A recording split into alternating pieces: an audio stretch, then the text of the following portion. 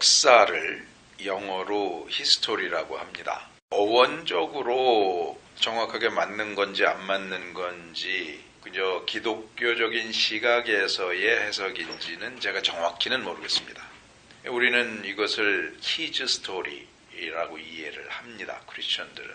여기서 히즈는 하나님 또는 예수 그리스도를 나타내는 거고요.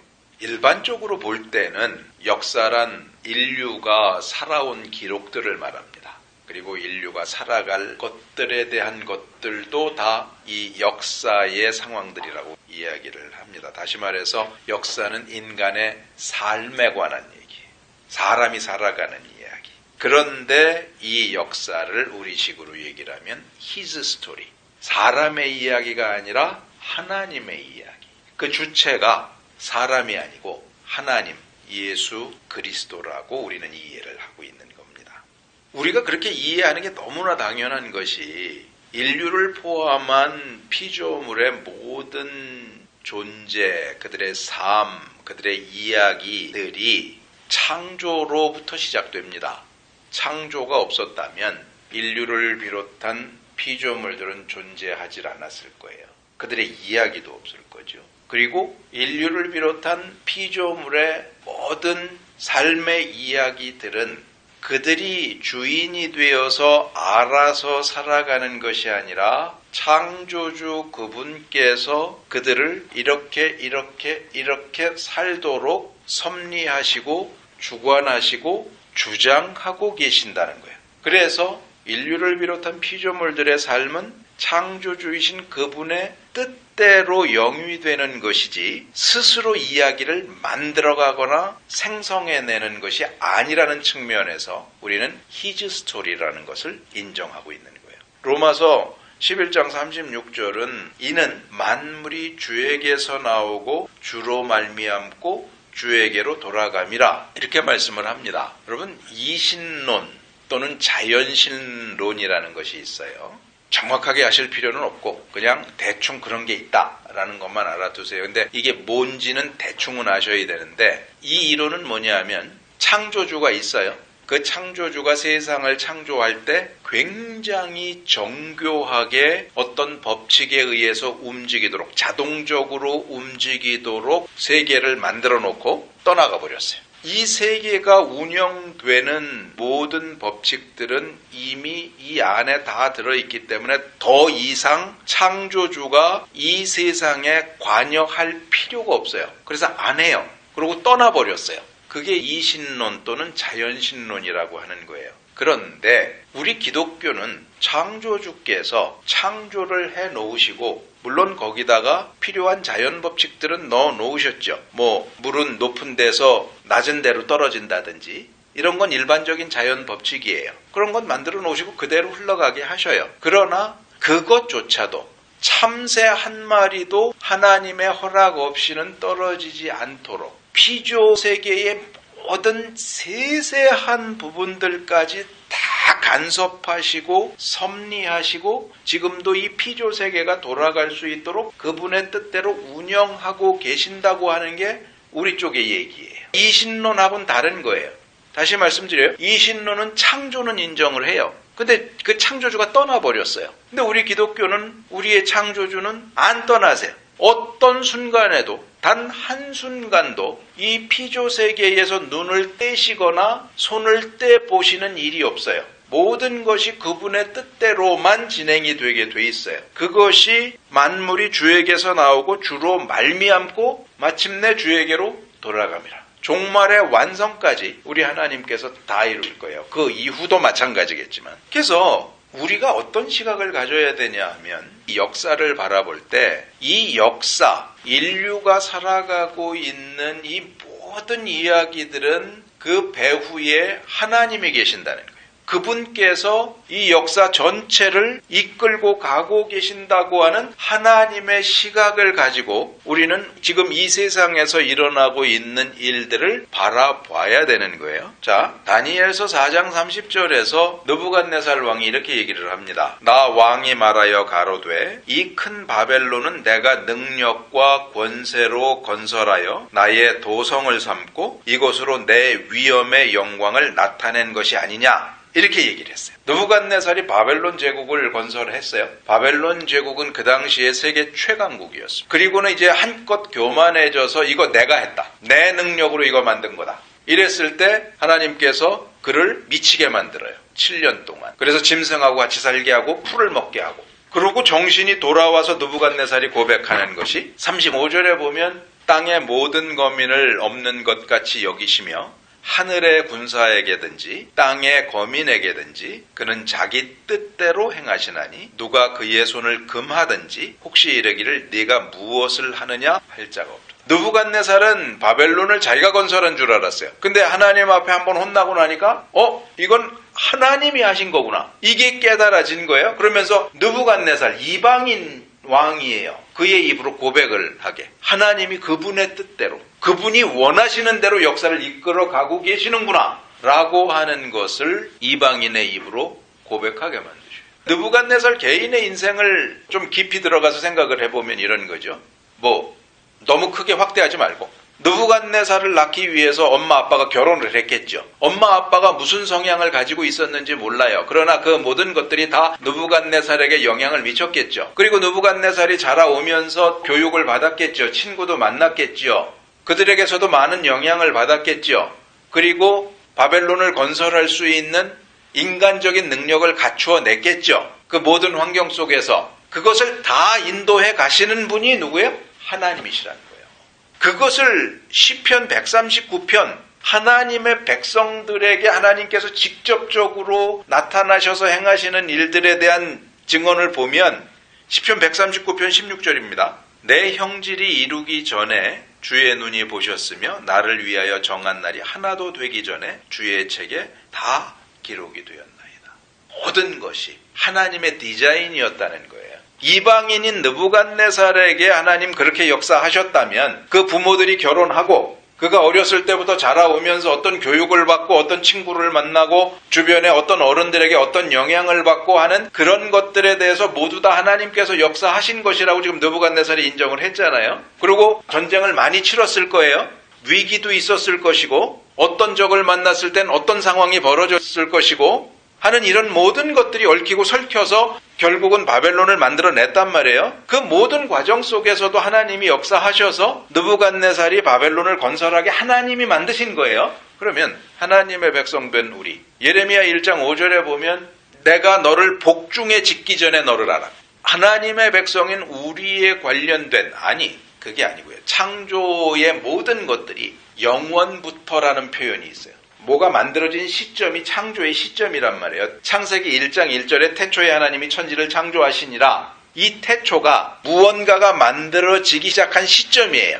근데 영원은 그 이전이에요.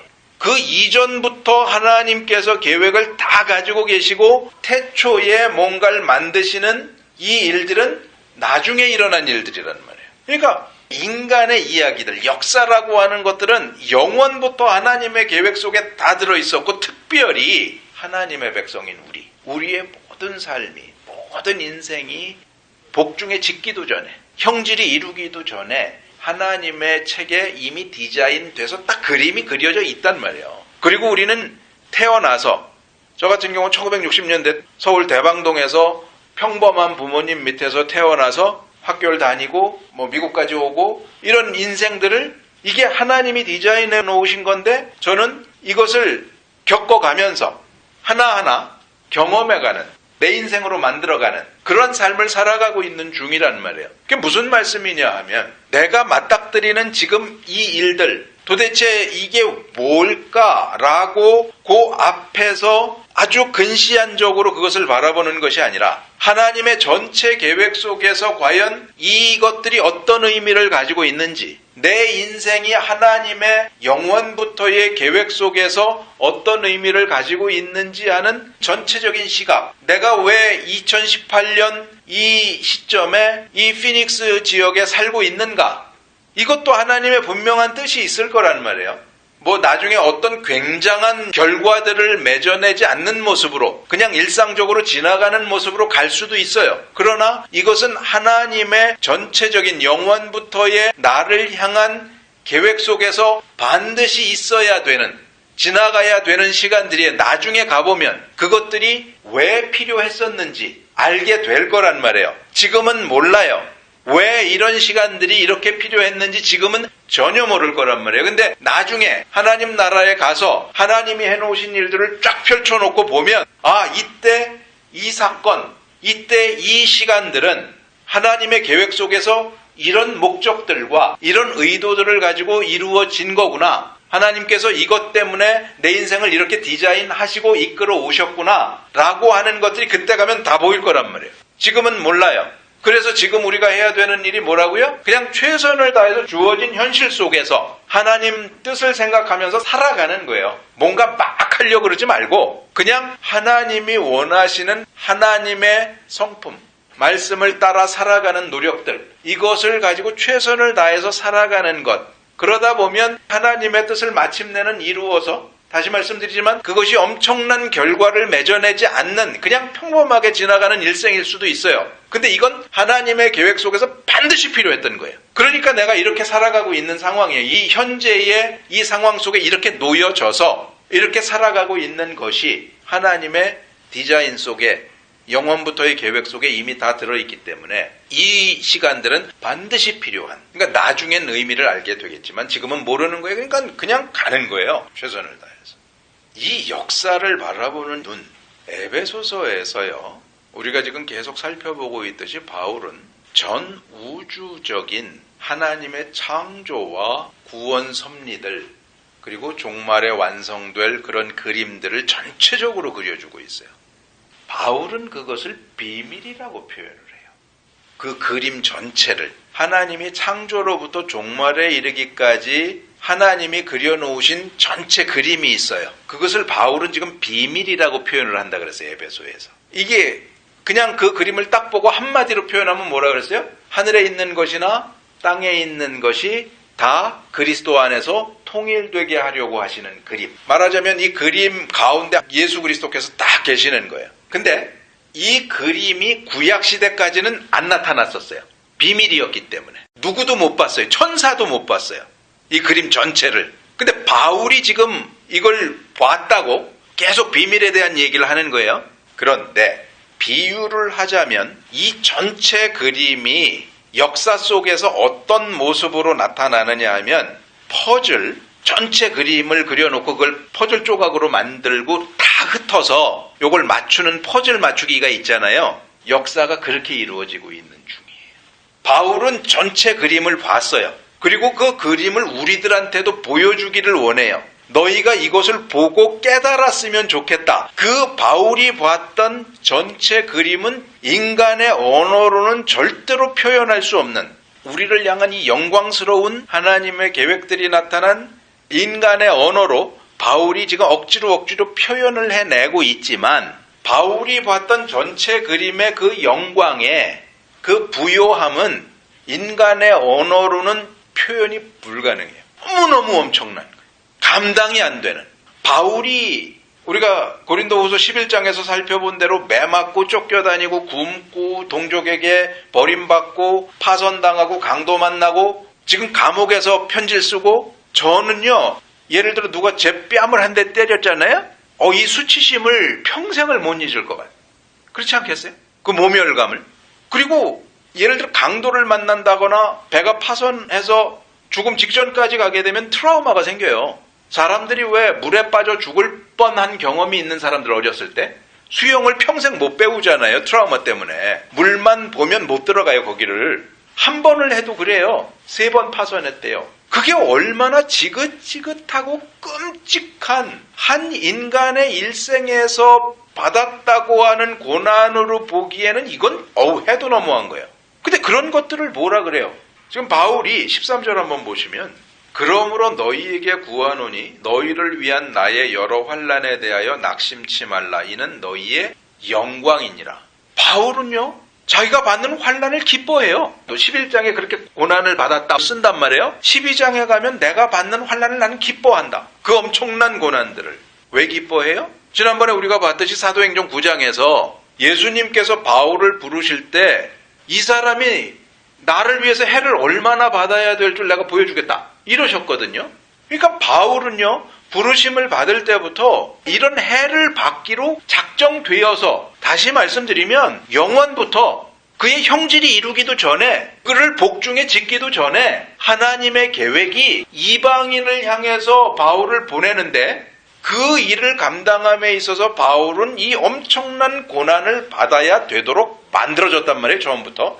그리고 바울이 보았던 이 인간의 말로는 표현할 수 없는 하나님의 계획의 영광스러운 이 퍼즐 속에서 자기는 그 퍼즐을 완성시키는 데 필요한 그 퍼즐 가운데 한 조각의 퍼즐이었어요. 그래서 자기의 퍼즐이 들어가야 그 그림이 완성이 돼. 그걸 보는 거예요. 자, 퍼즐 속에는 말하자면 이런 거죠. 예수 그리스도의 그 영광스러운 광채가 빛나는 모습이 있을 수 있어요. 그런데 그것을 빛나게 하기 위해서 퍼즐 전체가 다 빛나면 안 보이잖아요. 그냥 다 반짝거리면. 그 반짝거리는 것을 빛나게 하기 위한 어두운 부분도 있어야 될 것이고 여러 부분들이 필요하잖아요. 우리가 퍼즐 조각을 딱 이렇게 벌려놓고 보면 이게 도대체 뭘까? 그런 것들이 많잖아요. 아무 색깔도 없고 모양도 없는 퍼즐이 있잖아요. 근데 그걸 껴 맞춰 놔야 그림이 완성이 되잖아요. 한 사람 한 사람의 인생이 그럴 수 있다는 거예요. 그 퍼즐을 맞춰 나가는 데 있어서 하나님의 백성의 인생이 하나의 퍼즐 조각이에요. 근데 그 퍼즐 조각이 맞춰지는 그 인생이 바울의 인생처럼 이렇게 끔찍한 인생일 수도 있어요.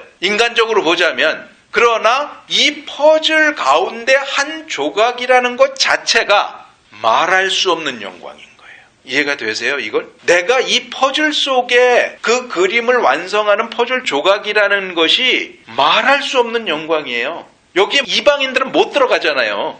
하나님의 창조와 구원의 섭리를 이루는 그 그림 속에서 이방인들은 이 영광의 그림 속으로는 못 들어가요. 주변에 깔려 있을 수는 있어도 이 영광의 그림, 예수 그리스도를 머리로 하고 교회의 그림으로 보면 그의 몸이 되는 이 영광의 퍼즐, 그리고 그것을 만들어내는 하나님의 일꾼들, 사도 바울처럼 이 퍼즐 속에, 이 그림 속에 들어가는 것 자체가 그 한 조각의 퍼즐의 인생이 어떤 양상으로 나타나든지, 아브라함의 퍼즐이 있고 이삭의 퍼즐이 있고 야곱의 퍼즐이 있고 다니엘의 퍼즐이 있고 에스더의 퍼즐이 있고 베드로의 퍼즐이 있고 바울의 퍼즐이 있고 제 퍼즐이 있고 여러분의 퍼즐이 있고, 그것이 모여서 자리를 찾아가서 맞춰짐으로 해서 바울이 봤던 말로 형언할 수 없는 영광의 그림이 그려지는 거예요. 하나님의 계획이 완성되는 에베소서에서 그리고 있는 이 영광스러운 모습들. 바울은 이 퍼즐을 완성하는 데 있어서 자기가 해를 받고 이방인에게 복음을 전하고 하는 이 모든 일들이 하나님의 계획 속에서 이 그림을 완성시키는데 반드시 필요한 조각이었다는 것을 깨닫고 고난을 당하는 것이 너무 기쁜 거예요. 자기는 그렇게 부름을 받았으니까. 다시 말씀드려서 바울이 봤던 하나님의 계획의 이 영광들, 이 부요함들, 이것들이 내가 이 인생에서 어떠한 상황에 처하고 어떠한 고난을 받든지 전혀 관계없이, 내 인생과는 관계없이 난 이 그림 때문에 살아가는 거예요. 이 그림을 완성하기 위해서. 내가 이 그림의 일부분인 거예요. 내 인생이. 그런데 그것이 현실적으로 나타날 때는 바울의 인생 속에서는 말로 할 수 없는 고난을 당하는 것으로 나타나요. 그리고 그것을 통해서 이방인들에겐 이 영광의 그림이 보여지고 그려져요. 그래서 바울이 지금 그러는 거예요. 너희를 위한 나의 여러 환난에 대하여 낙심치 말라. 이는 너희의 영광이니라. 바울의 인생을 왜 이렇게 정하셨는지는 몰라요. 예수님이 왜 십자가에 달려 돌아가셔야 우리가 구원을 받죠? 그 이유는 모르는 거예요. 알지요? 성경을 통해서 알아요. 죄의 삭은 사망이에요. 그리고 피가 죄를 속해요. 죄가 속해져야만 구원이 있어요. 성경을 통해서 알아요. 근데 그런 법들, 죄의 삭은 사망이다, 피가 죄를 속한다, 누군가 대신 피를 흘리면 죄인의 죄가 용서된다, 이런 법을 누가 정했어요? 하나님이 정하신 거 아니에요. 원래 있었던 게 아니에요. 하나님이 정하신 거예요. 하나님 왜 그렇게 정하셨을까요? 모르지요. 그걸 모른다는 거예요. 그냥 하나님이 기쁘신 뜻대로 그렇게 하기로 하신 거예요. 바울이 왜 고난을 당해야 이방인에게 복음이 전해지게 돼요? 몰라요. 하나님이 기쁘신 뜻대로 그렇게 하신 거예요. 그분이 창조주세요. 그분이 무엇을 하든지 그분의 손을 금하거나 네가 왜 그렇게 하느냐 말할 사람이 없다는 거예요. 우리의 신앙의 가장 첫 번째는 창조주 신앙이에요. 그래서 우리가 왜 이 고난을 당하고 왜 이 어려움 속에서 살아야 되는지 몰라요. 근데 그게 하나님 앞에 영광이에요. 그리고 우리가 살아내고 나면 이 영광의 그림, 바울이 봤던 그 영광의 그림 속에 내가 한 조각 퍼즐로 들어가서 그 영광을 이루어내고 있더란 말이에요. 지금은 내가 그걸 못 봐요. 근데 그걸 봐야 돼, 사실은. 바울이 보고 그걸 우리에게 알려줬잖아요. 바울이 지금 계속 기도하고 있잖아요. 너희가 이것을 알았으면 좋겠다. 바울이 우리를 위해서 기도하는 내용이 뭐예요? 그 그림을 보라는 거예요. 하나님께서 이루시는 창조와 구원과 종말의 역사 속에서 우리를 통해서 또 우리를 위해서 우리를 향해서 나타나는 그 영광의 그림을 우리가 좀 봤으면 좋겠다라는 그 기도를 하는 거예요. 바울의 기도가 그 내용이거든. 우리는 그 내용을 지금 못 보고 있는 거예요. 그 전체 그림을. 우리 시야가 너무 좁아서. 그래갖고 우리는 맨날 우리의 인생의 조각, 그 퍼즐 하나만 붙잡고 하소연을 하고 있는 거예요. 맨날 이거 붙잡고 비비고 찢고 그래가지고 이게 닳기도 하고 찢어지기도 하고. 사실은 닳고 찢어지진 않아요. 하나님의 것이기 때문에. 근데 이제 우리가 느끼기에는 우리 인생을 붙잡고 내가 막 이걸 하소연하고 있을 때 이게 때로는 찢어지기도 하고 그 느낌상 때로는 다 닳아 없어지기도 하고 그런 것 같아요. 그러나 하나님은 하나님이 계획하신 것을 결코 실패하시는 분이 아니시기 때문에 우리네 인생에 내 형질이 이루기도 전에 하나님이 계획하시고 내가 복중에 너를 짓기도 전에 너를 알고 너를 영원 전부터 이런 계획과 의도로 만들었다라고 하는 그것을 마침내 우리의 삶을 통해서 이루어서 우리의 퍼즐 조각이 그 영광의 그림의 한 부분을 딱 채워 넣어서 완성되었도다. 그리고 그것을 함께 보면서 그 영광에 우리가 감격하고 감동하고 하나님과 함께 기뻐하며 그분께만 온전한 영광을 돌릴 때가 올 거란 말이에요. 다시 말씀드리지만 바울은 봤어요. 그래서 그것을 못 보고 있는 에베소 교인들, 우리들 너무 안타까운 거예요. 그래서 기도하는 거예요. 하나님이 이미 다 이루어 놓으셨어요. 그림은 완성이 돼 있다니까요. 근데 이 역사 속에서 그 퍼즐들이 흩어져 있는 것만 같아요. 느낌상. 아니에요. 영원부터 이미 그려져 있어요. 그게 구약시대까지 안 드러나다가 비밀로 있다가 바울이 그 비밀을 보고 우리한테 야, 이 그림이 이래. 지금 에베소서를 통해서 알려주고 있는 거예요. 그래서 에베소서가 제가 이건 다이아몬드 광산이다. 그렇게 말씀을 드렸잖아요.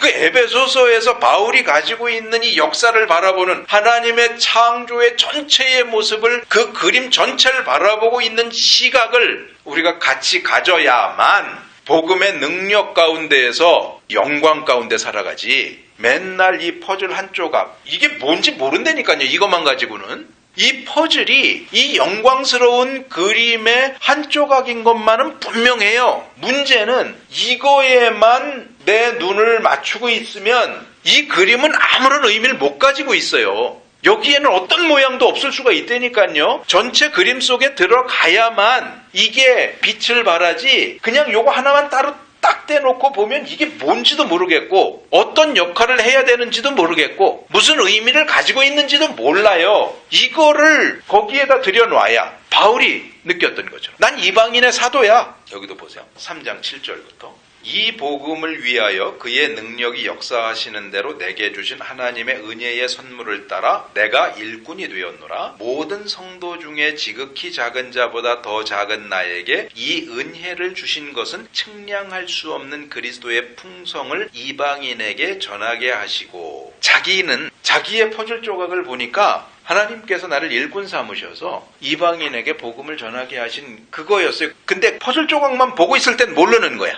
그거를 하나님의 전체 계획 속에 딱 꽂아놓고 보니까 내 퍼즐이 들어가야 될 그 자리에 딱 꽂아놓고 보니까 이 그림이 완성되는데 인간의 언어로는 표현이 안 되는 영광과 아름다움이 있었다는 거예요. 그걸 본 바울은 이 끔찍한 고난을 당해도 그게 기쁜 거예요. 이건 이 환난에 경한 것이 장차 올 영광에 중한 것에 비하면 아무것도 아니다. 이 그림을 볼 때에만 가능한 얘기예요.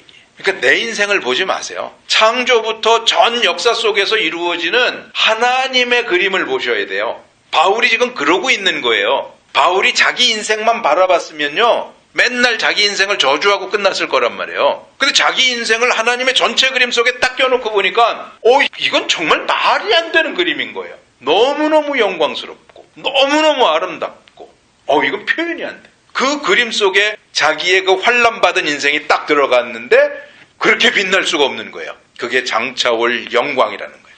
전체 그림을 보세요. 제발 내 인생 바라보지 마세요. 내 인생 하나에 이렇게 딱 바라보고 눈이 사팔이 돼버리는, 제대로 눈을 뜨고 멀리, 베드로가 경고했던 것처럼 근시치 말고 멀리 보라고. 원시치 못하는 자들이 망하는 거예요. 하나님 나라를 바라보셔야 돼요. 그러니까 제가 성경대로 말씀을 전할 때 고민되는 게 항상 거짓 것들은 참 좋을 것 같아요. 왜냐하면 예수 잘 믿으면 돈 벌고 복 받아 그러면 그게 눈에 확 들어오잖아요. 귀에 확 들어오잖아요. 마음에 감동이 확 되잖아요. 근데 제가 하늘의 은혜만 얘기를 하면 뭐 하자는 거지? 마음에 와닿질 않는 거예요. 현실감이 없으니까. 걔네들은 신나서 아주 북치고 장구치고 박수치고 난리를 치는데 우리는 현실감이 없으니까 뭘 들었는데 그게 무슨 의미지? 이럴 수밖에 없는. 왜 그렇다고요? 내 퍼즐 조각만 가지고 사팔이 되었을 때 복음은 하나님의 시각으로 전체를 바라보는 거예요. 하나님의 창조부터 구원, 종말에 이르기까지 이 영광스러운 복음의 그림들, 퍼즐이 완전히 맞춰진 그 복음의 그림들을 바라볼 때 복음의 능력이 생기는 것이지 퍼즐 조각 하나씩만 가지고는 안 생깁니다. 복음의 능력이 없어요. 영광도 없고 부여도 없고 기쁨도 없고 그것이 무슨 얘기인 줄을 몰라요. 이해가 안 돼. 비밀을 모르는 거예요. 비밀을 알려줬는데 비밀을 몰라요. 그럼 비밀이지요. 여전히 시크릿인 거예요. 미스터리인 거예요. 알 수가 없어요. 아니에요. 이미 비밀은 드러났어요. 그게 계시라 그랬어요. 누려야죠. 이제는 살아야죠. 선포해야죠. 복음을 들고 빌빌대는 것이 아니라 이것 좀 믿어줄래가 아니고 이거 안 믿으면 너 죽어. 이런 자신감이 있어야 될 거 아니에요. 그래서 선포예요. 복음은 설득이 아니고 선포입니다. 예수를 믿게 하기 위해서 선포하고요. 안 믿으려면 말라 그러세요. 그냥 이런 거예요. 내가 1조를 누굴 딱 줘요. 1조를 줄 때 야 이거 좀 받아줘. 그리고 무릎 꿇고 빌겠어요? 밥을 못 먹고 사는 사람이에요. 그 사람한테 내가 야 너 1조 줄게 가져. 이러고 그냥 턱 주는 거예요.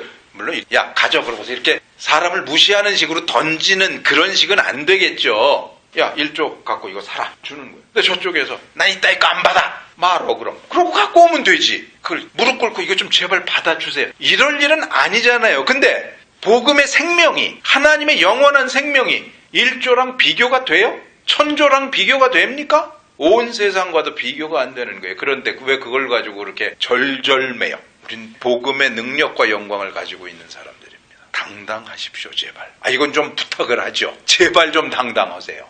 하나님의 큰 그림 속에서 복음의 능력을 온전히 누리시는. 그래서 우리네 인생이 어떠하든지 관계없이 우리는 무조건 영광스러워요. 형언할 수 없을 정도로 그런 인생의 존귀함 속에서 하나님만을 바라보며 살아가시는 저와 여러분이 되시기를 소원합니다.